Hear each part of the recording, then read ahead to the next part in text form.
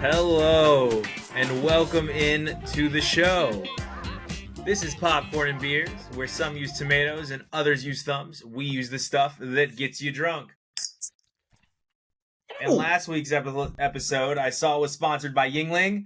This episode we've got Strongbow Tropical Cider from right here in the UK. What do you got over there? Oh, I'm just pouring up a little Wrecking Ball Red. It's from my brewery that I work at. A Wrecking Ball Red. Is that like the Nutty Brunette from BJ's? Something like that? No, it's not so nutty. It's actually an American red, and it's a little mostly, I would say, the most neutral beer I've ever had. It's not light, it's not dark. It's a great beer. It's one of my favorite beers. It is so neutral. It is so 2023. It has no feelings. It's okay with everyone. Yeah, dude. Right on. Well, this is a cider. Strongbow does all kinds of ciders out here, and I kind of like them every once in a while. Introduce some friends that were out here, which was why it was so hard for me to get on Sunday of last week. As you know, I was picking them up from the airport, and that is a journey. And you can't just like come to England and be like, all right, everybody, quick, get on the train. We gotta go. We got stuff to do. Get on the train. So we had to, walk around a little bit around King's Cross Station and get them acclimated. But that's neither here nor there. We missed you this weekend, though. I know you were supposed to be here. I was supposed to be out there, guys, but it didn't quite work out, so we have to postpone perhaps a springtime visit. Maybe. When the flowers are blooming. The flowers bloom. Yeah, anyway. Movies together. Yeah, we'll get through. We'll make it. We'll survive.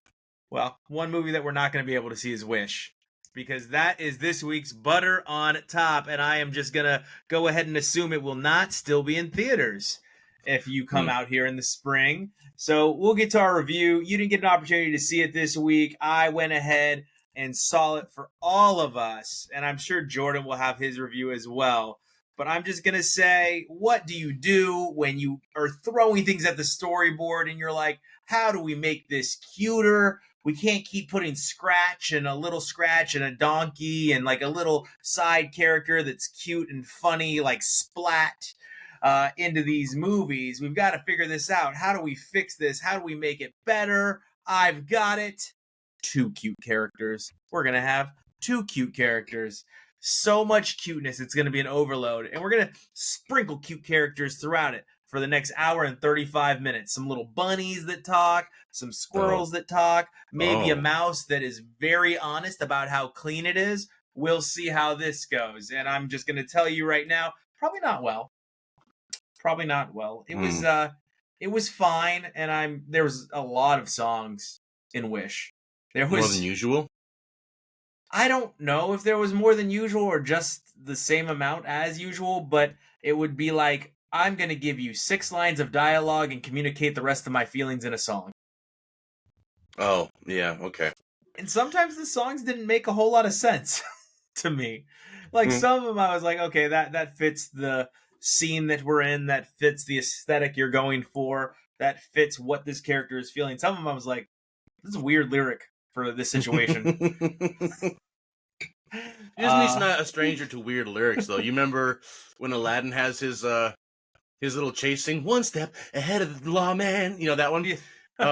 When he's like around the brothel scene somewhere, one of his lines was, next time I'll use a nom de plume. Nom de plume? What kid knows what that is? What? Did you know what that was when Aladdin came out? No, I found out when I was an adult. Like Dean Koontz? Isn't that a nom de plume? It's a nom de plume, lad. Anyways. Right, so one thing I will say is the animation was pretty good. Like, I was kind of iffy on it, but I ended up kind of liking it. The hair was really cool. The way they did the hair movement, it flowed really well. Hair movement. Yeah, and I watched a documentary a while back on Pixar, and they talked about how difficult it was to really nail like hair and to have hair move in digital animation. So I was very impressed by that once I heard how difficult that aspect of animating a movie was. Songs were give or take. It's very much hey, absolute power corrupts absolutely, is what this movie is. Where people may start off good, however, given enough power or to maintain that power, they may resort to evil. And that's the path this movie goes down. There's a very cute goat in the movie and a very cute star in the movie that gives powers. The goat has a very deep voice. They go for a lot of one-liners with the goat. I think I laughed at one. Oh. And I was like, "Oh, that was funny." And that was it. All the other one-liners were kind of lame. And I didn't think they were funny, but the only one that got me was stupid. It's I'll just give it right now. Here's a quote from the movie. He jumps off of a boat and goes, "But wait, I can't swim." And then he like lands on the water and he's, on top of the person swimming. He goes, "This is perfect." He definitely reminded me of a character that exists in a show that I've already reviewed called Disenchantment. Mortimer the Pig. Yeah, Mortimer the Pig is essentially who the goat, I think, is modeled after within this film. Overall, the main character is strong, a good role model. She is someone that cares about her family and cares about others, but that is a character we've seen quite a bit before, so not a ton of originality in that character. It really pushes you to understand that though your wishes may not all come true, they could be what drive us, and stopping chasing those wishes is really when you become at a loss or powerless. So continue to chase those dreams. Don't give up on them. Don't forget what your wishes were. Yeah, dude. Overall, I gave it a popcorn and 1. I do think, again, this should have been probably a straight to DVD. Ooh, a straight to DVD. That's rough. But Disney has that opportunity now. It's strange that they... What was the one? Peter Pan came out on the streaming, but Wish didn't. I think it should be the other way around. Yeah. Anyway, whatever. Yeah, Peter Pan was weird. That kid was super annoying. He's supposed to be. He's Peter Pan. Peter Pan's a little shit. Everyone knows that. Jerk. A murderous, selfish jerk. Yeah, you know who he's worse than? Is that evil kid in the Twilight Zone movie. He would, control the house. He's worse than them. Him. Anyway. Well, now that we've established that Peter Pan is just the worst, we had a drunk classic that I don't necessarily feel was the best in Mouse Hunt. And I said the name incorrectly when you announced it. I called it Mouse Trap on last week's show. It was Mouse Hunt. Oh, yes. With Nathan Lane. And we'll just start with you, since I gave my feedback on our Butter on Top. Again, Wish is in theaters now. If you have little ones, take them to see it, especially if you have little women in your house. I think that the strong female role models, we need to have more of them, and I think that gives them something to draw from or aspire to. So it was really good for that. Outside of that, if you're just going to see a good movie, maybe skip this one. Who was Oh, Wish. What? You're talking about Wish still? Wish. Yeah. I thought we were... No. It's like, who's the female lead? There was no strong female lead in Mouse Hunt. So tell me your thoughts on Mouse Hunt, besides you being just pissed that there was no female lead that was strong. Oh, I'm pissed. I'm real pissed. Mouse Hunt I hadn't seen before. That adds to my ticker. I think I'm at 12 now. I think you've said you're at 12 the last two. Okay, let's just assume it's 13 then. I'm at 13 now. I was surprised. It's a pretty decent movie. Maybe like you, I guess you're going to tell a story about you've had to see it over and over and over and you're sick of it. I can probably understand that part. But the movie starts off with a really cool, I love it, the sequences. Like, it just showed you the string getting made, the whole factory, and going through the tubes and all that. I love that kind of stuff.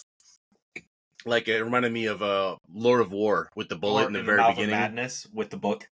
Yeah, I wasn't a fan of the music there.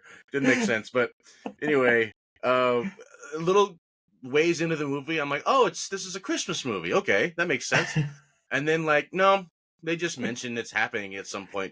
Like, it's not. Just kidding. Whoop, little juke move. I love the mafia guy. Oh, first of all, this is a play. This is a 4-dimensional play. So every character has had a long career on Broadway, I'm sure. You've seen him in almost everyone in this movie. You've seen once or twice in a movie somewhere as a side character. But Yeah, everyone here is absolutely. definitely, they're all theater kids. Every actor in this movie, they're all theater kids. And you can tell in the performances, and I think that's the intention. The mafia guy was such a cartoon character. But what made me laugh about him was he's got his posse and he's giving his speech and he says, "Vegetarian snack." And it's just, they hand him a cucumber sandwich like on the spot. And he just starts munching on it. It was just so funny the way. Rainwater. Oh yeah, that made me laugh. There's a lot of scenes that I didn't quite laugh out loud, but there's some good stuff. There's The plenty of maraschino stuff cherries. that's like, yeah, oh yeah, him too, yeah. But in general, the sequences were all very well done. Many of them I thought were like made me laugh, like the way they went or the reaction of the people, the way the young guy screamed. He's ah, it was, I mean, it was it was funny enough.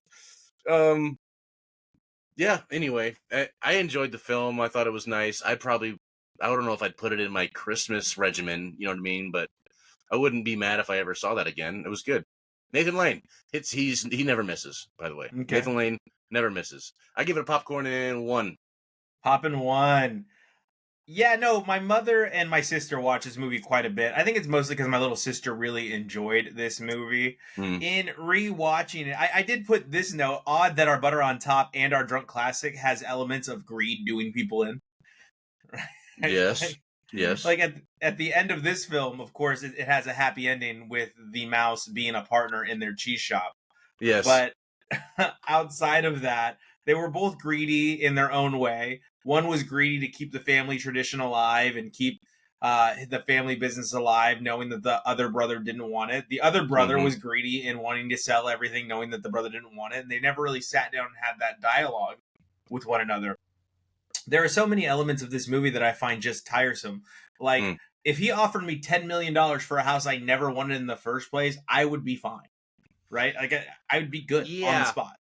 On the Like, spot, I'd be like, okay, cool. Like, sold. Everyone leave. Yep. If I saw a mouse, if I saw a mouse that was running around, I'd be like, his problem now. I wouldn't worry about it. I wouldn't hold a grudge against a mouse ever, especially if it was going to cost me, you know, what was the final bid? Like $26 million before the house exploded. Yeah. I would just, there were so many elements of this film where I'm just like, hey, who cares? Is this a real world problem right now? I did appreciate though, like Jordan said that the mouse was not a talking mouse, he was just a mouse. But he wasn't just a mouse. That was a genius mouse. The mouse was a genius. That understood English.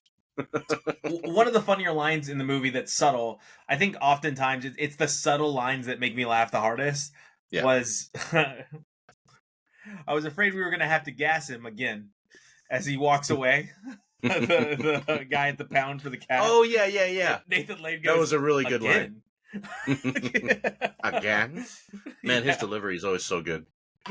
So with that line... Yeah, there's a lot of little lines like that throughout the movie. It was pretty classic that way, yeah. But it's lots of 90s physical comedy of errors stuff, right? Yeah. Like, lots of shenanigans, like we're going to make fools of ourselves. Nathan Lane chasing his hat through the busy street, getting hit by the bus, missing his appointment.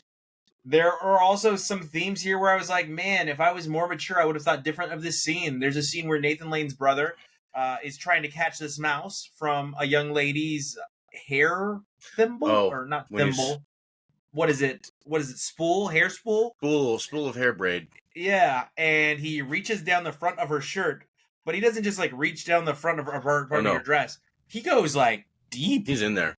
And I'm kind of like, with the facial expressions and the scene and the aesthetics, I'm like, but it was instantly made okay by the other sister. Like that softened the blow so hard. Oh, when she put the guy's arm in her dress. There was a lot going on, lots of elements of that. I laughed. I laughed harder at this one than I did at Wish. Overall, it's still a popcorn for me. It's just whenever something's super unnecessary, it's hard. However, great to see Christopher Walken. Great to see Christopher Walken coming in, being the exterminator. Yeah, that was a nice surprise, and his delivery was unique all its own. It was great. He just did his goofy stuff. He did his own Christopher Walken goofy stuff. Eating poop. You know, that was Yeah, weird. totally separate from the movie. You could just separate that and make it its own film. Yeah, like a short, Yeah. like a little short film of him trying to catch the mouse. Yeah. Yeah, I would agree. Also, this mouse is Macaulay Culkin. There you go. Absolutely correct. Macaulay Culkin in Home Alone. Yeah. Except you kind of like him more. I would say I like him more, the mouse, more than Macaulay Culkin.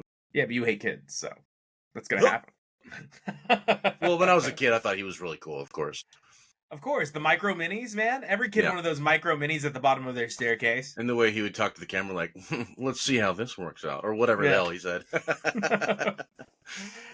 All right, so that was a popcorn for me. Let's get on to what we were watching. Please, everybody, if you are in the United States and you have Paramount Plus, go over to Paramount Plus and watch Mouse Hunt. If you want to catch up on what we were doing, if you disagree, if you've never seen it, it's worth a watch, especially It's this nice. season.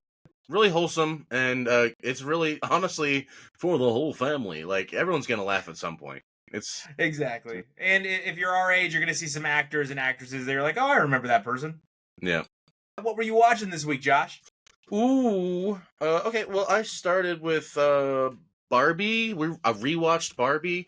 I believe last time I called it a poppin' 3. The sheen wore off, but only slightly. It's a poppin' 2, guaranteed, I say. I still love this movie. Those parts that I missed last time.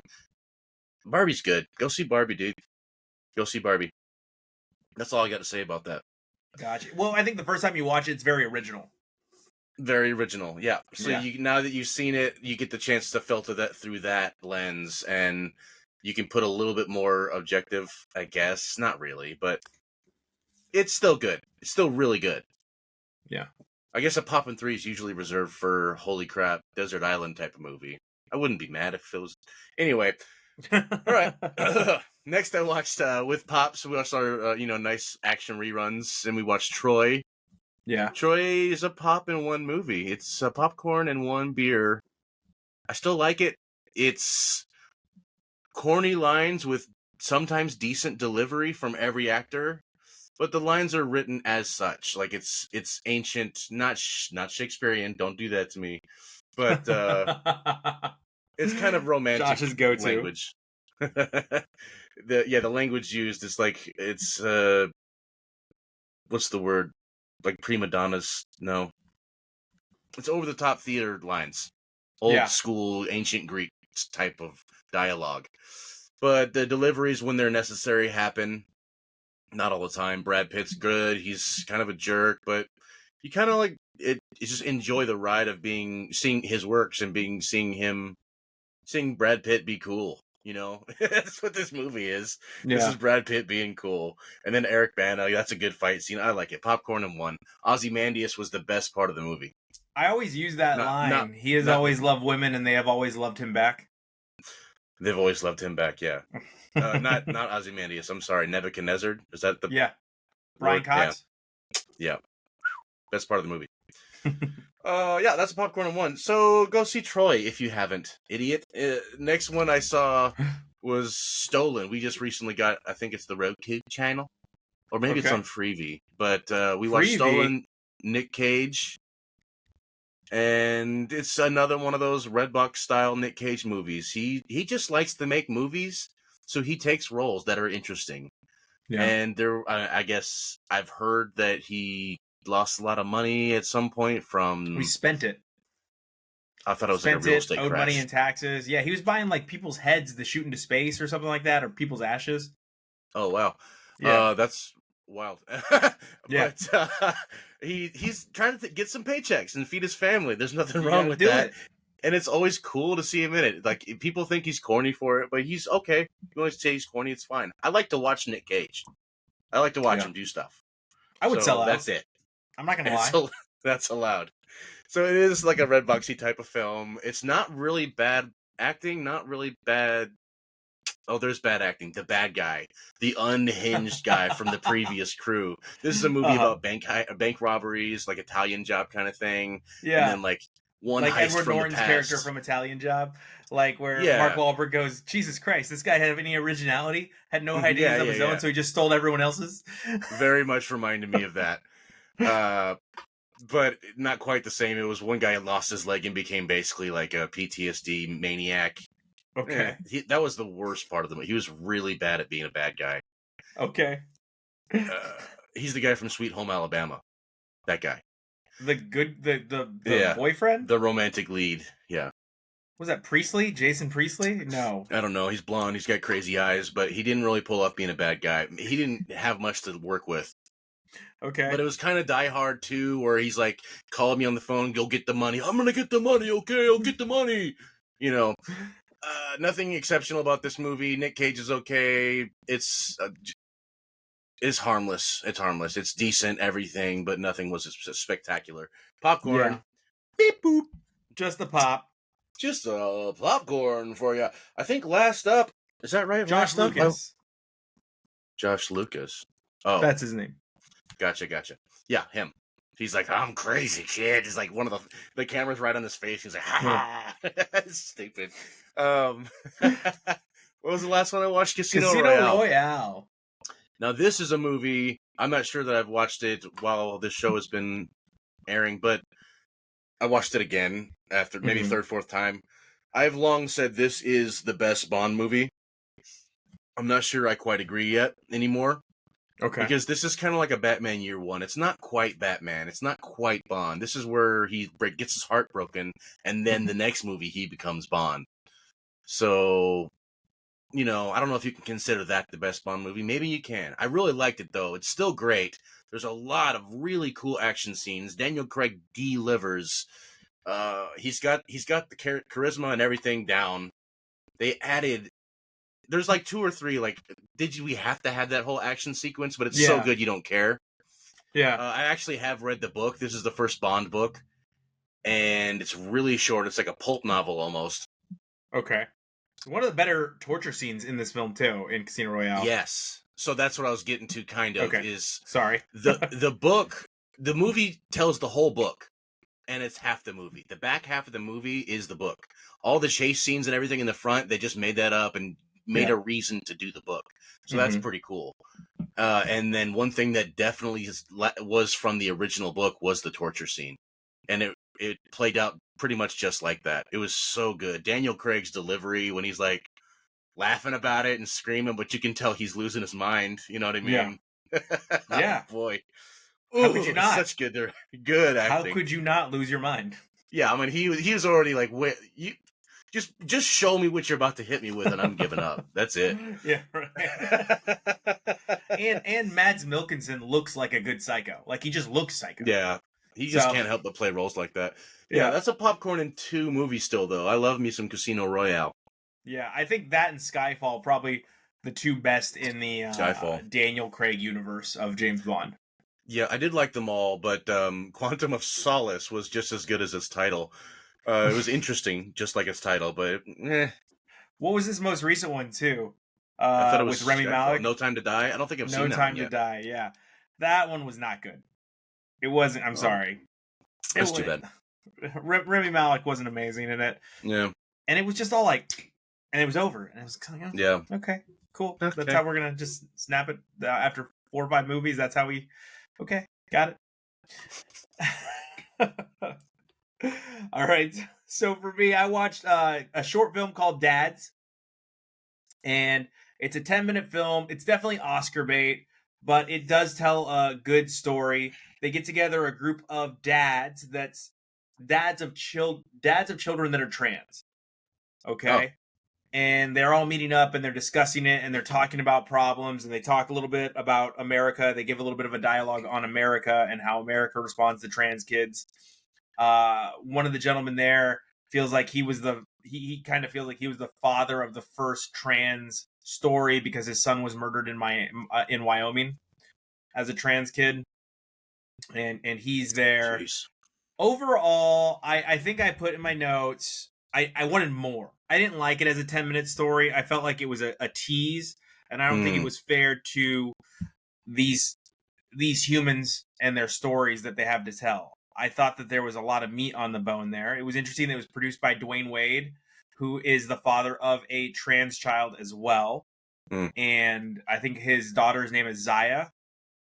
And he is really deep in this community, trying to raise awareness, trying to defeat stigmas that create hate about these children, and he doesn't want these children to be at risk for suicide or violent crime.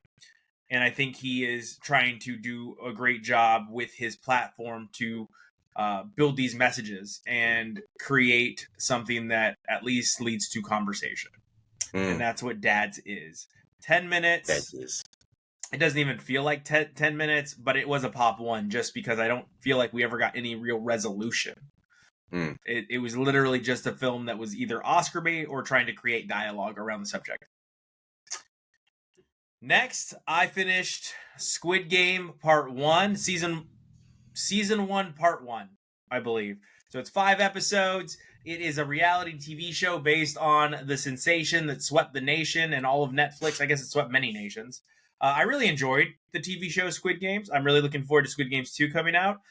This is terrible. It was awful. It was a popcorn. People are whiny. People are annoying. It's nothing like the show.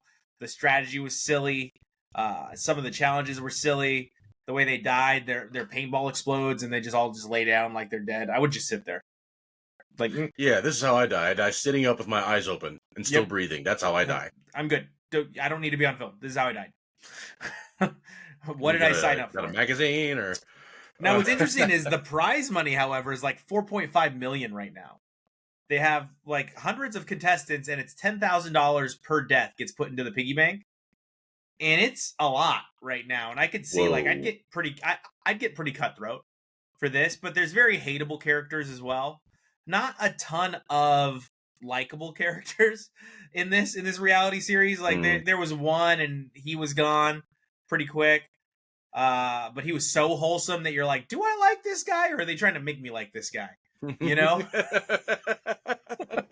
Like the Golden Bachelor, like, why is he crying so much? Yeah, why? Like, I'm sitting here like, I bet you're not cool in real life. This is too much. Well, that was my big question. How scripted did it feel?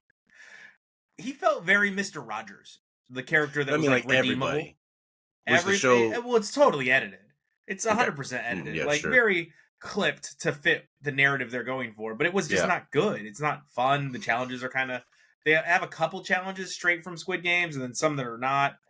They played one of the coolest scenes is they play Human Battleship with somebody that is in the Mensa Society, and she designs games for a living, and she was phenomenal.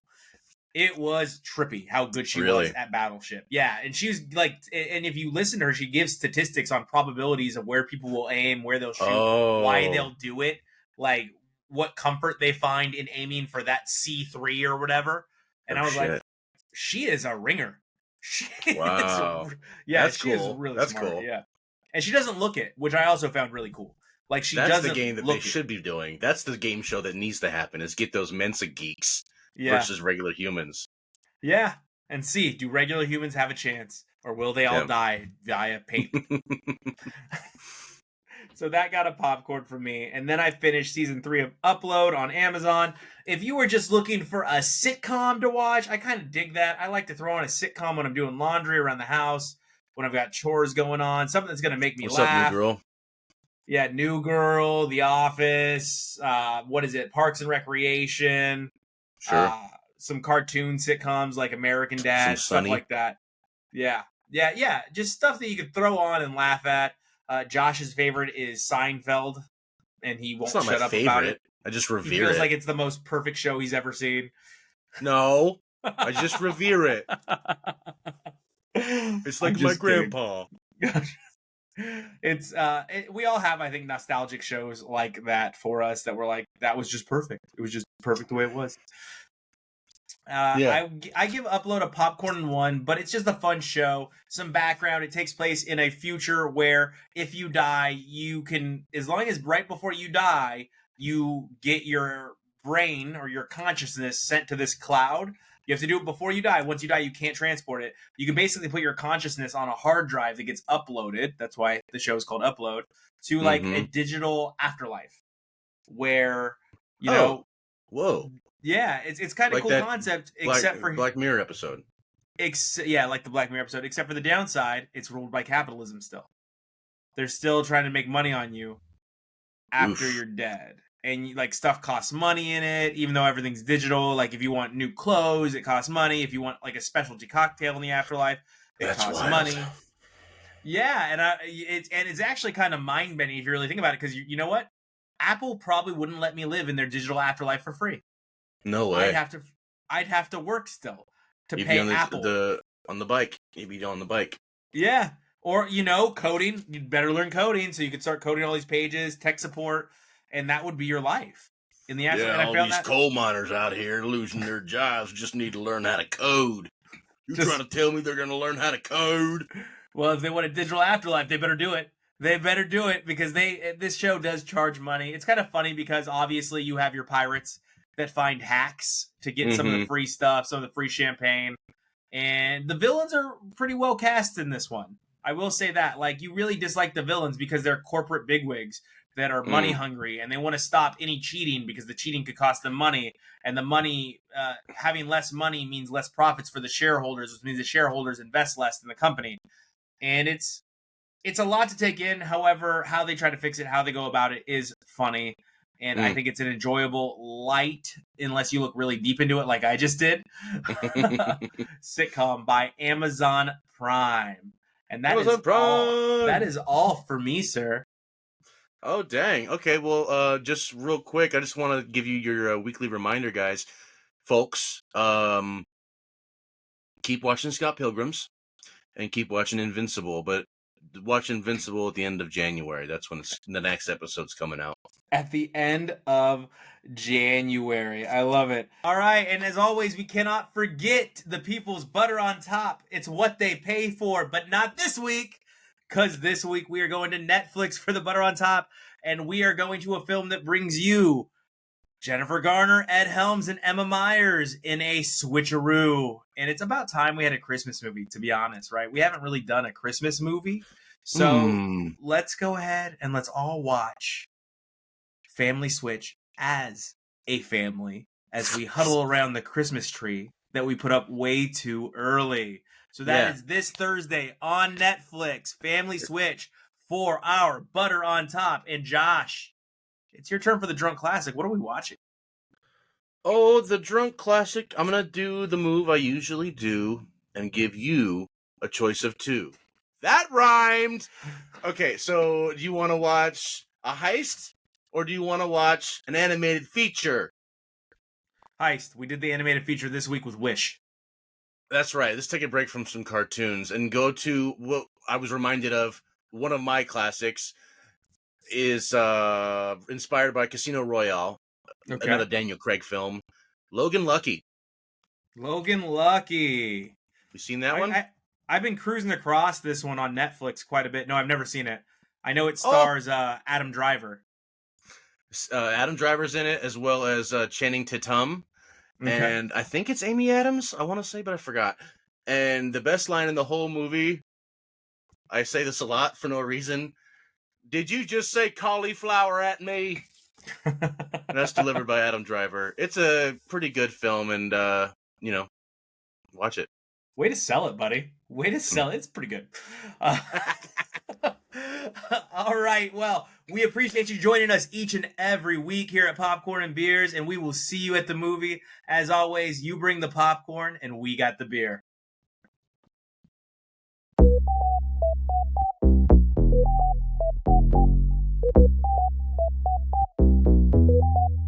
No way.